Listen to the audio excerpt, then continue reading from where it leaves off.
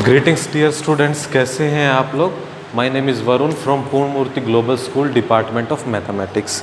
Today I am going to teach you class 8 NCERT mathematics chapter number 2 linear equation in one variable. In the last video we have completed chapter number 1.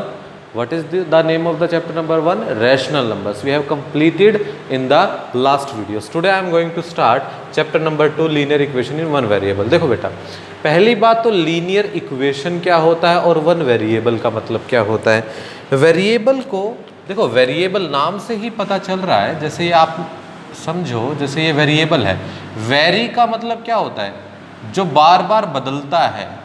जो बार बार क्या है? बदलता है. कोई value बार बार very कर रही है, इसका मतलब क्या है? वो वेरिएबल है. उसका मतलब क्या है? वो वेरिएबल है.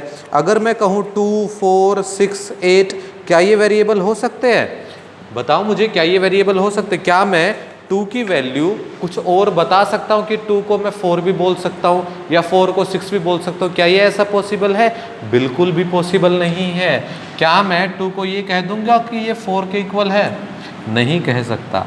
तो मैं ऐसी टर्म्स जिनकी वैल्यू पहले से ही फिक्स है, ऐसी टर्म्स जिनकी वैल्यू पहले से ही फिक्स है, उनको तो बोलते हैं कांस्टेंट. क्या बोलते हैं?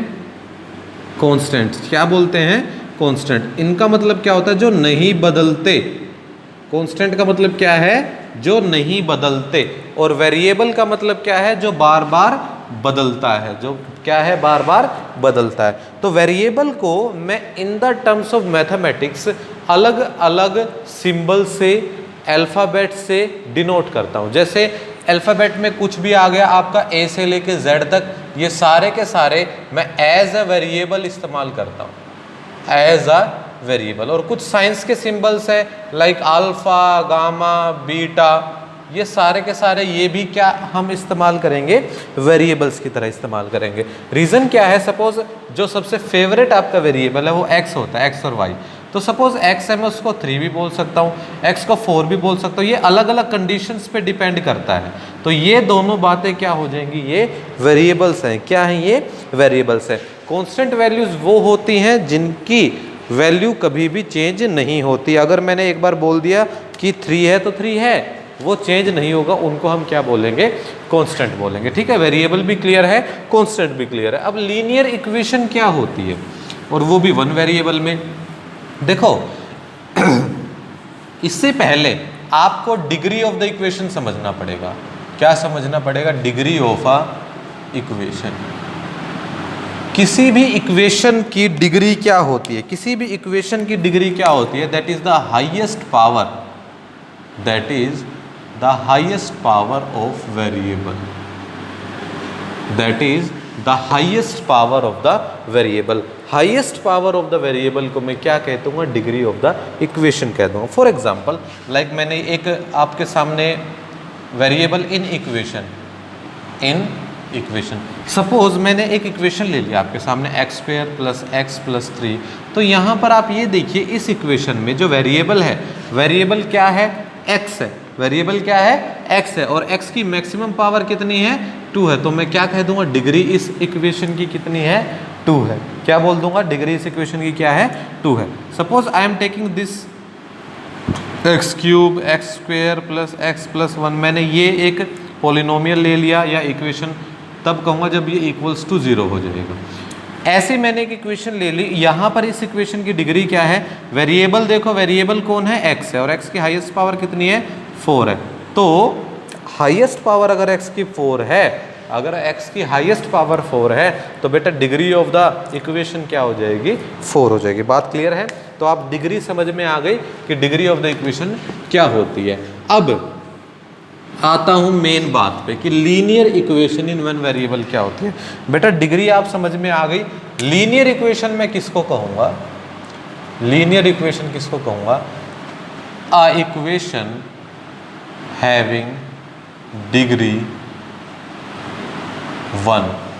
जिस इक्वेशन की बेटा डिग्री क्या होगी 1 होगी, उस इक्वेशन को मैं क्या कहूँगा, लीनियर इक्वेशन कहूँगा। और 1 वेरिएबल का मतलब क्या है, उसमें एक ही वेरिएबल होगा, या तो वो x होगा या वो y होगा या वो z होगा, या कोई भी अल्फ़ाबेट्स हो या कोई भी सिंबल हो। बात क्लियर होगी। For example linear equation in 1 variable का मतलब क्या, डिग्री क्या होगी 1 होगी, कि जो भी आप वेरिएबल लोगे उसकी हाईएस्ट जो पावर है वो हमेशा क्या रहेगी 1 रहेगी, 1 के अलावा कुछ भी नहीं हो सकती। और एक ही वेरिएबल एक ही इक्वेशन में रहेगा, एक से ज़्यादा वेरिएबल इक्वेशन में नहीं हो सकता। बात क्लियर है। These are some examples of linear equation in 1 variable. Clear है बात बहुत अच्छे से, ठीक है।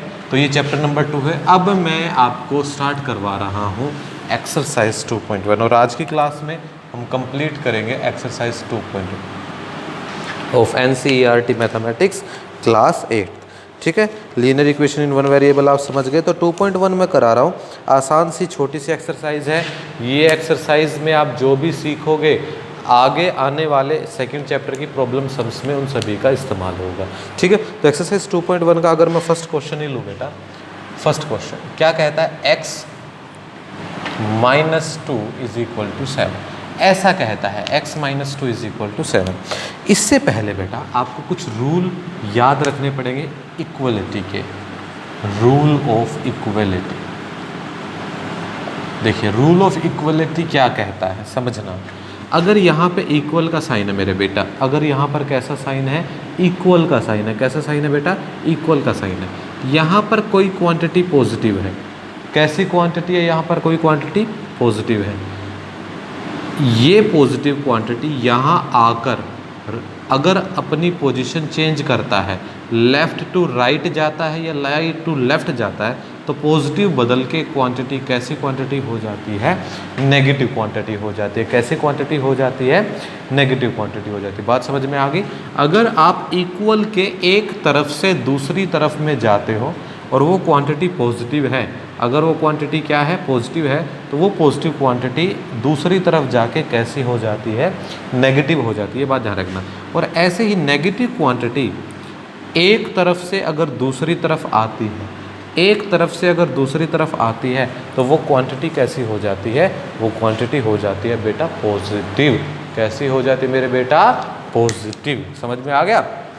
अगर इक्वल के लेफ्ट में कोई क्वांटिटी पॉजिटिव है तो राइट में जाने के बाद वो क्वांटिटी कैसी हो जाती है, नेगेटिव। अगर राइट में कोई क्वांटिटी नेगेटिव है तो उसको अगर लेफ्ट में आना है तो वो कैसी हो जाएगी, positive, and vice versa. Clear है। यहाँ लेफ्ट राइट का कोई रोल नहीं है, ये राइट में भी हो सकता था, ये लेफ्ट में भी हो सकता था। बस इतना याद रखो, अगर एक तरफ से दूसरी तरफ कोई क्वांटिटी जाएगी तो उसका साइन चेंज होगा, पॉजिटिव है तो नेगेटिव, नेगेटिव है तो पॉजिटिव। क्लियर है मेरी बात। पहली बात तो ये। अगली बात क्या है, अगर बीच में इक्वलिटी का साइन है और यहाँ कोई क्वांटिटी डिवीज़न में है, कैसी है, डिवीज़न में। डिवीज़न में या तो ऐसे हो सकती है 2/3 या ऐसे हो सकती है 2/3। इन दोनों बातों का मतलब एक ही है। क्लियर। या तो होगा 2/3 या क्या हो जाएगा 2/3। इन दोनों बातों का मतलब एक ही है।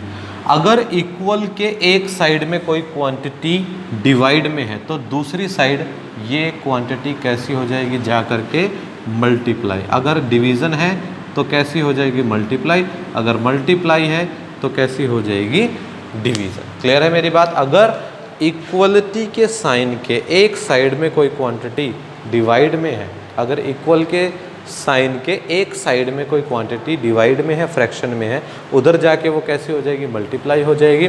अगर मल्टीप्लाई में तो इधर आके क्या हो जाएगी बेटा, डिवाइड में हो जाएगी। ये रूल आपको समझना बहुत ज़रूरी है, ठीक है। चलिए आगे बढ़ते हैं।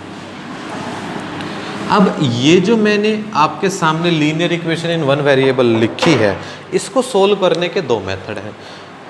अभी चलो 8th क्लास में आप इसको सोल्व कर लोगे पहले मेथड से, जो मैं पहला मेथड सिखाऊंगा। लेकिन आने वाली क्लासेस में हमारे पास इतना टाइम नहीं होगा कि हम अभी इसी मेथड से, पहले एक बार इस मेथड को सोल्व कर लेते। समझो तरीका क्या होता है कि आपने इक्वल का साइन देखा, लेफ्ट साइड में नज़र डाली, राइट साइड में नज़र डाली। मुझे वेरिएबल दिखा लेफ्ट में, मुझे क्या दिखा, वेरिएबल लेफ्ट में दिखा। और किस साइन में दिखा है, पॉजिटिव साइन में दिखा। किस साइन में दिखा बेटा, पॉजिटिव साइन में दिखा है।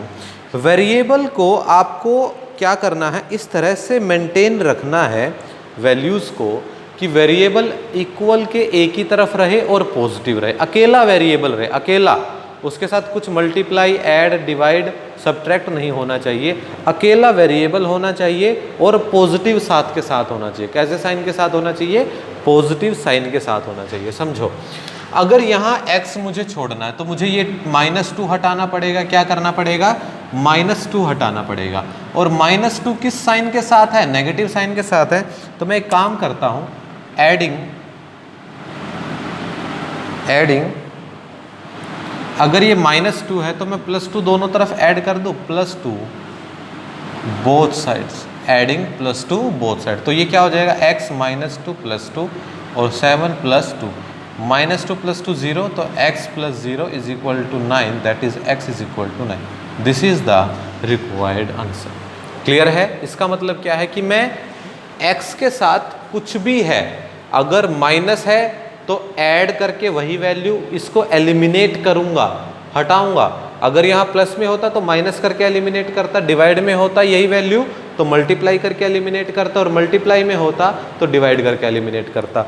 एक तो ये मेथड है कि आप एलिमिनेशन से वेरिएबल की वैल्यू निकालते हो, या दूसरा मेथड क्या है जो अभी मैंने रूल समझाए उस पर डिपेंड करता है। x - 2 = 7, नेगेटिव क्वांटिटी है, उधर जाके कैसी हो जाएगी बेटा? पॉजिटिव क्वांटिटी, और आंसर डायरेक्ट क्या आ जाएगा?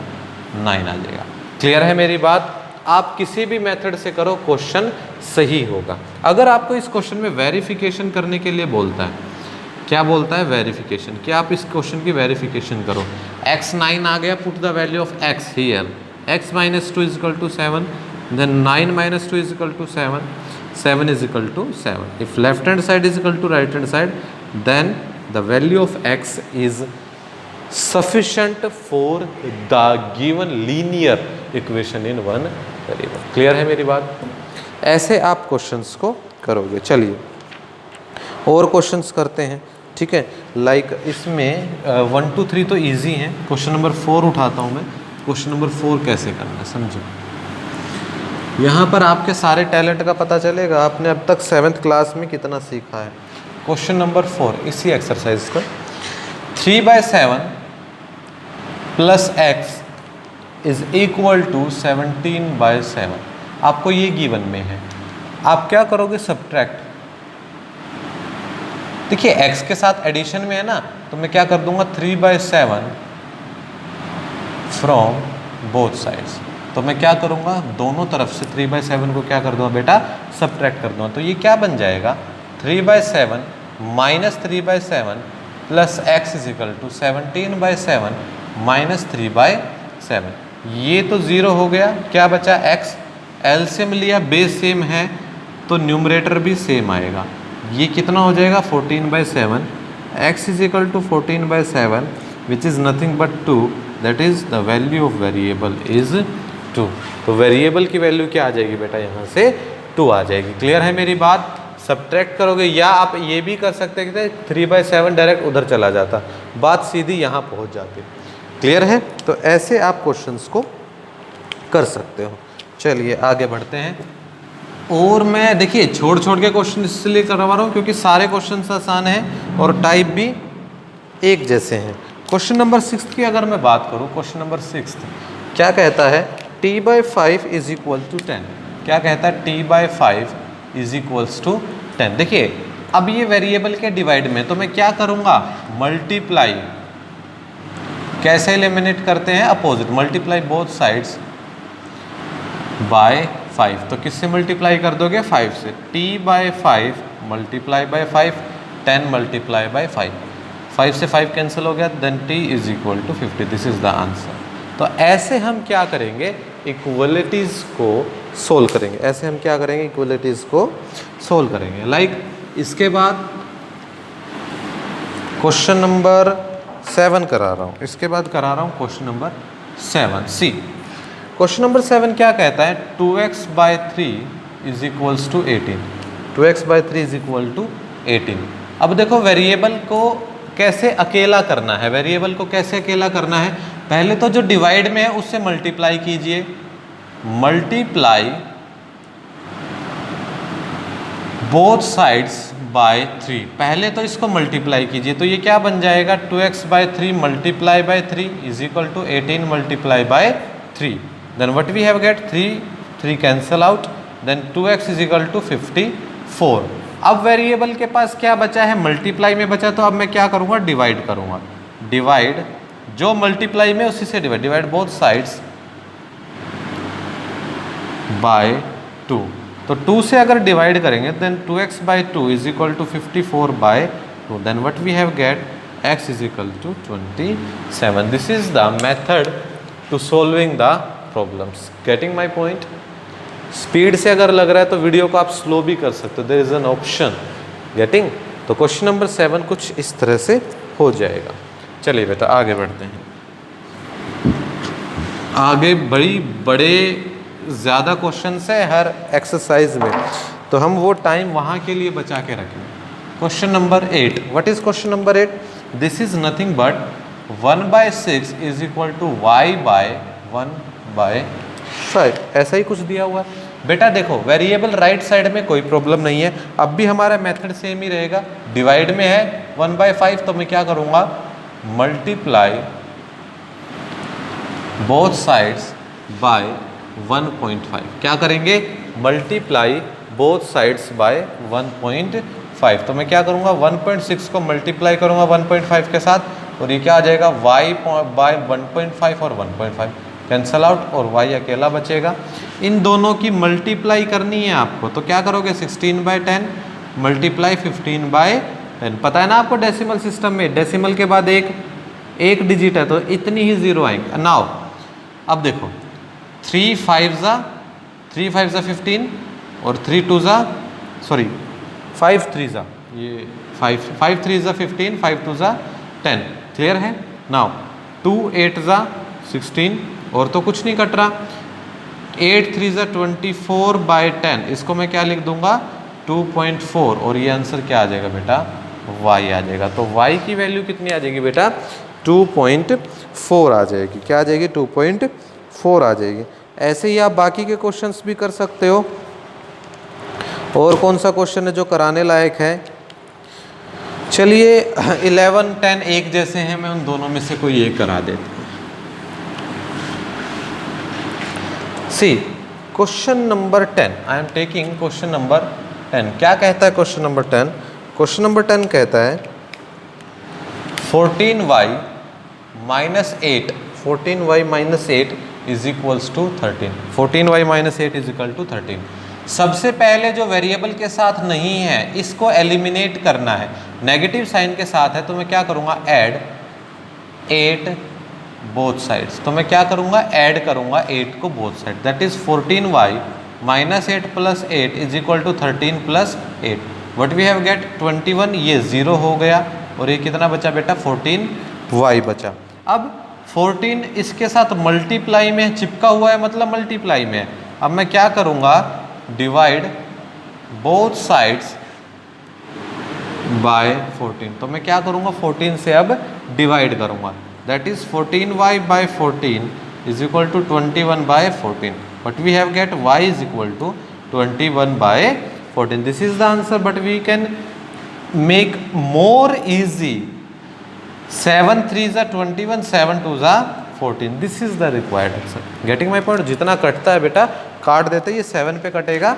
7 3 ज़ा 7 2 ज़ा that is 3/2 is the required fraction. Clear मेरी बात? तो इसके बाद now move to the last question of the given exercise, that is question number 12. What is question number 12? x by 3 plus 1 is equal to 7/15. x by 3 plus 1 is equal to 7/15. Now how we have to do this question? That is 1 जो plus 1 is the extra number here, then I choose to subtract this number, subtract 1 from both sides, subtract 1 from both sides, that is x by 3 plus 1 minus 1, 7/15 minus 1. What we have get x by 3 is equal to 7. देखिए यहाँ पर हम क्या करेंगे 15 को LCM ले लेंगे। We have take 15 as an LCM. Then 1 यहाँ पर what is here, this is single 1, but we can write it as 1 by 1. Then what is the LCM of 15 and 1 is 15. Now 15 divides 15, the quotient is 1, and 1 multiplied by 7 is equal to 7. Then the sign remains same. If 1 divides 15, 1 divides 15, then the quotient is 15, and 15 multiplied with 1 is equal to 15. Then 7 minus 15 is nothing but minus 8. Clear? Then this is equals to x by 3 is equal to minus 8 by 15. Getting my point? Very good. Now what kind of quantity variable left with is the division by 3. Now multiply both sides by 3. Then what I did, multiply both sides by 3. Minus 8 by 15 multiply 3. 3 cancel by 3. X is equal to 3 5s are 15. What we have get? Minus 8 by 5. Clear? This is the required answer. Clear है मेरी बात? तो minus 8 by 5 we have left with. तो इसी के साथ बेटा आपकी जो एक्सरसाइज है, एक्सरसाइज कौन सी थी ये? एक्सरसाइज 2.1. एक्सरसाइज जो 2.1 है यहाँ पर ये आपकी क्या होती है? फिनिश होती है. ठीक है, यहाँ पर ऐसे ही क्वेश्चंस थे, मैंने मोस्टली क्वेश्चंस के आपको सॉल्यूशन करा दिए हैं. बचे हुए जो 2-4 क्वेश्चंस है वो आप खुद कर सकते हो. ठीक है, तब तक के लिए all the best for your studies. अपना ध्यान रखो, अपने पेरेंट्स का ध्यान रखो बेटा, और पढ़ाई करते रहो. Maths is just about practising. Okay, so all the best. Thank you very much.